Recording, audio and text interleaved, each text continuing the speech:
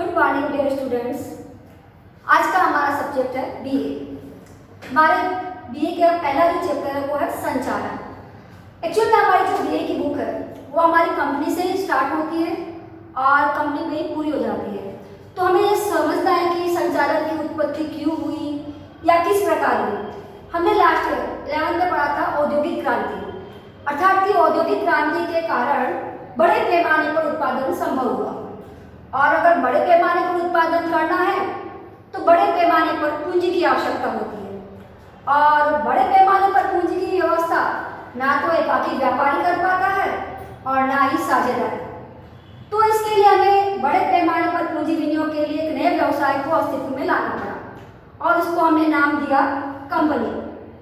और कंपनी के बारे में हमने नॉर्मल जानकारी तो 11th में ले ली है, अर्थात कि ऐसा व्यवसायिक स्वरूप जो भारतीय कंपनी अधिनियम के तहत पंजीकृत होकर अस्तित्व में आए उसे हम कंपनी कहते हैं। लेकिन कंपनी को चलाया कैसे जाता है? क्या कंपनी का व्यवसाय भी एकाकी व्यापार और साझेदारी जैसा ही होता है? तो यहाँ पर थोड़ी भिन्नता है। एकाकी व्यापार और साझेदारी में तो जो मालिक होता है अर्थात कि जो पूंजी लगाता है वही व्यवसाय का संचालन करता है। लेकिन हमारे इन 5 व्यवसायों में से कंपनी व्यवसाय का एक ऐसा स्वरूप है जहां पर मालिक और संचालक ये दोनों अलग अलग व्यक्ति होते हैं। अभी तक तो आपने यही पढ़ा कि जिसने पूंजी लगाई वो मालिक और जो मालिक वही संचालक। लेकिन कंपनी व्यवसाय का एक ऐसा स्वरूप है जहां पर मालिक और संचालक ये दो अलग अलग व्यक्ति होते हैं। मालिक का मीनिंग तो अभी भी वही है कि जो व्यवसाय में पूंजी लगाए, लेकिन संचालक का मीनिंग यहाँ पर थोड़ा चेंज हो जाता है क्योंकि मालिक को ही हमें संचालक नहीं मानना है। यहाँ पर संचालक वो व्यक्ति होगा जिसके हाथ में कंपनी की संपूर्ण बागडोर। अब आप ये सोचेंगे कि मालिक के हाथ में ही होती है, तो यहाँ व्यवसाय का थोड़ा स्वरूप चेंज है। मालिक पूंजी अवश्य लगाएंगे, मालिक व्यवसाय में पूंजी अवश्य लगाएंगे, लेकिन व्यवसाय की डिसीजन लेने की जो बागडोर है या प्रबंध और संचालन की जो बागडोर है वो मालिक के हाथ में नहीं होती। कंपनी की संपूर्ण बागडोर संचालक के हाथ में होती है, अर्थात कि जो मालिक है वो व्यवसाय की दैनिक प्रवृत्तियों में हिस्सा नहीं ले सकता और जो दैनिक प्रवृत्तियों में हिस्सा लेकर व्यवसाय की संपूर्ण बागडोर संभालता है उसे हम संचालक कहते हैं। तो यहाँ पर ये समझना जरूरी हो गया कि मालिक और संचालक ये दोनों कंपनी के दो तत्व बन गए, अर्थात कि यहाँ पर दोनों को अलग अलग कर दिया गया। अब हम लेते हैं संचालक। संचालन का काम करने वाला व्यक्ति संचालक कहलाता है। फिर से सुनना है, संचालन का काम करने वाला व्यक्ति संचालक कहलाता है। तो ये संचालन करने के लिए कौन कौन से काम करने पड़ते हैं वो काम तो मैंने आपको 11th में ही याद करवा दी थी। फिर भी रिमेंबर, आयोजन, व्यवस्था तंत्र, कर्मचारी व्यवस्था, निर्देशन, नियंत्रण, सूचना संचार, अंदाजपत्र बनाना, ये सब कार्य संचालक के द्वारा किए जाते हैं और इन्हीं कार्यों को सामूहिक रूप से हमने नाम दे दिया संचालन। तो हमारे संचालन की जो परिभाषा, अन्य व्यक्तियों के साथ रहकर उनसे काम करवाने की कला अर्थात संचालन। रिपीट, अन्य व्यक्तियों के साथ रहकर उनसे काम करवाने की कला संचालन।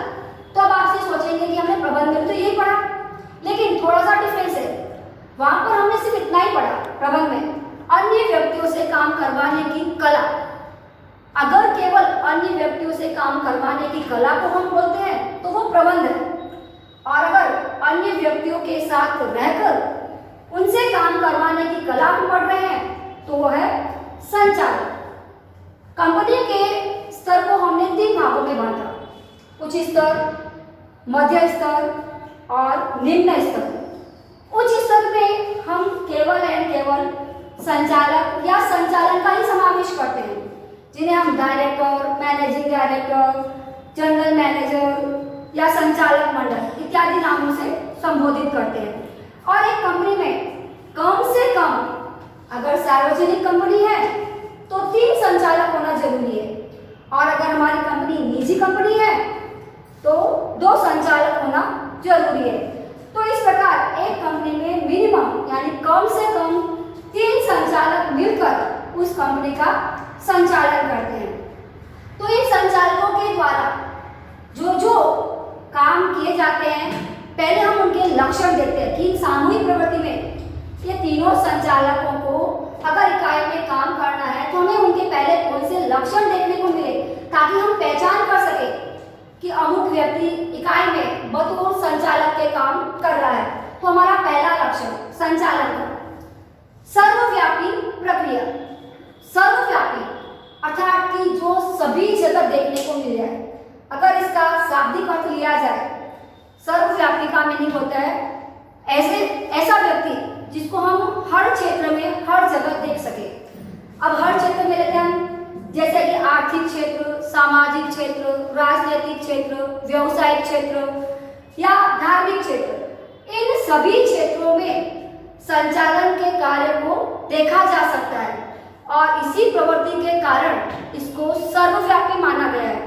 यहाँ पर 2 नंबर का एक विधान पूछा जाता है कि संचालन सर्वव्यापी है, समझाइए।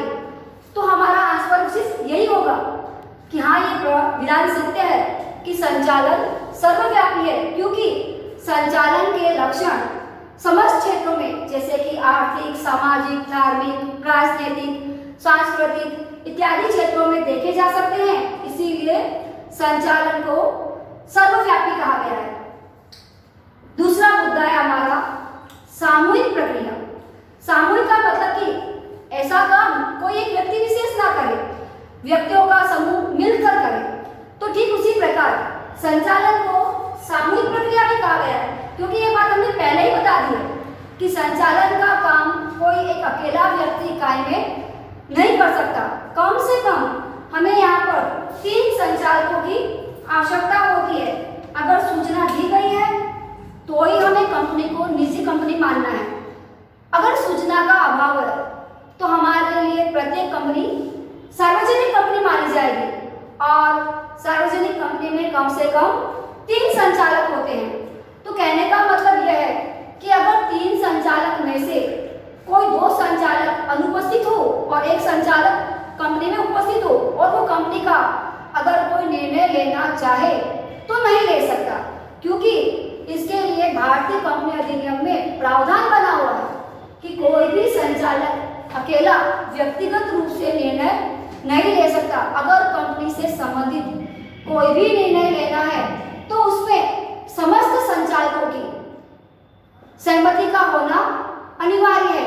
जब तक समस्त संचालक उस प्रवृत्ति के लिए सहमत नहीं होते तब तक कोई भी प्रकार का व्यावसायिक निर्णय नहीं लिया जा सकता। इसीलिए संचालन को सामूहिक प्रक्रिया कहा गया है। हमारा तीसरा मुद्दा आता है संचालन कला के रूप में।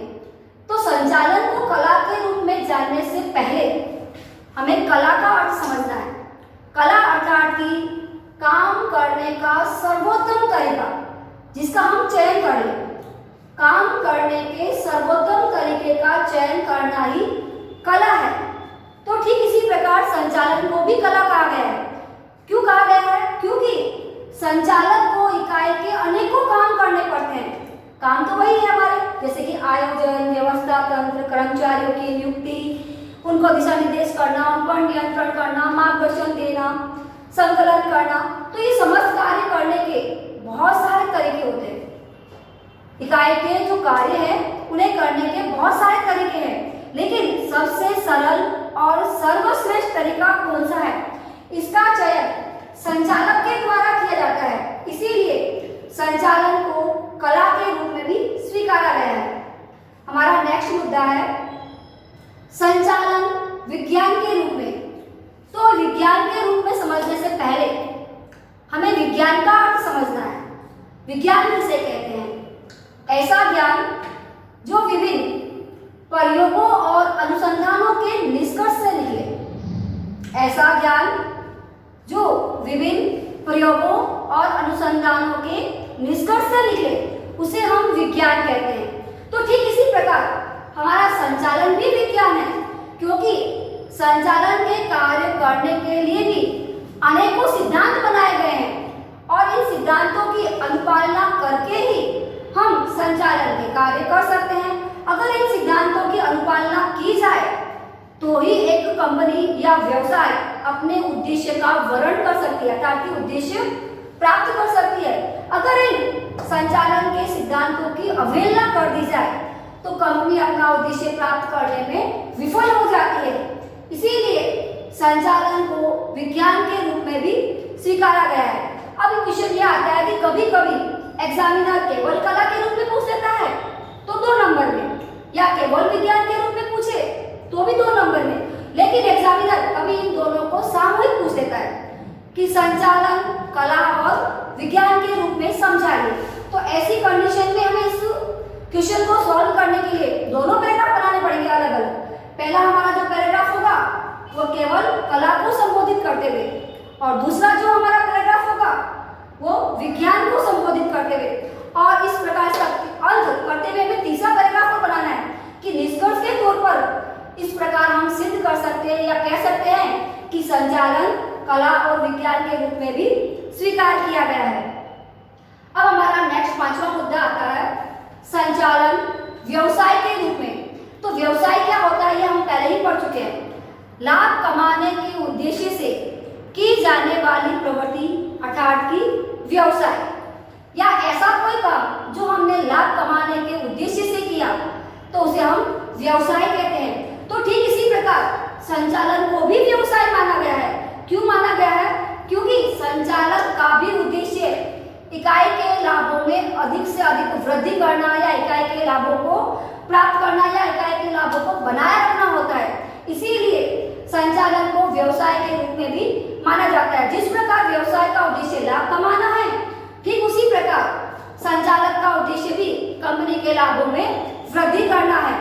जिस प्रकार व्यवसाय करने के लिए किसी भी व्यवसाय के पास प्रशिक्षण का होना जरूरी है, ठीक उसी प्रकार संचालन का कार्य करने के लिए भी उस संचालक के पास शिक्षण और प्रशिक्षण का होना अनिवार्य है। इसीलिए संचालन को व्यवसाय के रूप में भी स्वीकार किया गया है। हमारा नेक्स्ट मुद्दा आता है निरंतर चलने वाली प्रवृत्ति, अर्थात कि जब तक कंपनी अस्तित्व में है तब तक संचालन का कार्य निरंतर चलता रहता है। ऐसा नहीं है कि हमने एक बार आयोजन कर लिया, कर्मचारियों की नियुक्ति कर दी और उन्हें बता दिया कि क्या क्या काम करना है और वो कर्मचारी काम करते रहेंगे, ऐसा बिल्कुल नहीं है। एक राइटर ने कहा है सावधानी हटी दुर्घटना घटी, अर्थात कि आप जब तक कर्मचारियों की देखरेख कर रहे हो, उस पर नियंत्रण कर रहे हो, तब तक कर्मचारी काम करते हैं, और जैसे ही आपके नियंत्रण में कमी आई तो कर्मचारी काम करना बंद कर देते हैं या काम चोरी स्टार्ट कर देते हैं। फिर कहते हैं कि समय, संयोग और परिस्थितियां ये कभी भी एक जैसी नहीं होती। जरूरी नहीं है कि आज जो संयोग बन रहा है, जैसी परिस्थितियां हैं वैसे ही आने वाले दीर्घकाल तक बनी रहेगी। इसीलिए कहा गया है कि संचालन का जो कार्य है, जब तक कंपनी अस्तित्व में रहती है तब तक निरंतर चलता रहता है, कभी भी रुकता नहीं है। अगर संचालन की प्रवृत्ति को रोक दिया जाए तो कंपनी अपने उद्देश्य की प्राप्ति नहीं कर पाती। और हमारा लास्ट मुद्दा आता है मानवीय प्रक्रिया, अर्थात कि संचालन का जो काम है वो करने वाला कौन? मानव। किसके लिए किया जा रहा है? मनुष्य के लिए। तो इसलिए इसमें मानवीय तत्व को विशेष महत्व दिया गया है कि संचालन का काम मनुष्य के द्वारा, मनुष्य के लिए और मनुष्य के ऊपर ही किया जा रहा है, अर्थात कि इसमें मानवीय तत्व को विशेष महत्व दिया गया है। इस प्रकार हमने संचालन के समस्त लक्षण पढ़ लिए। तो आज हमने पढ़ा संचालन के बारे में। ये सिर्फ चैप्टर है, हमारा पहला ही चैप्टर है जो आपको बुक्स में 1, 2, 3 पेज पर देखने को मिल जाएगा। और नेक्स्ट दूसरे दिन अगर हम पढ़ेंगे के बारे में तो पढ़ेंगे संचालन के कार्य। तो आज के लिए इतना ही। Thank you.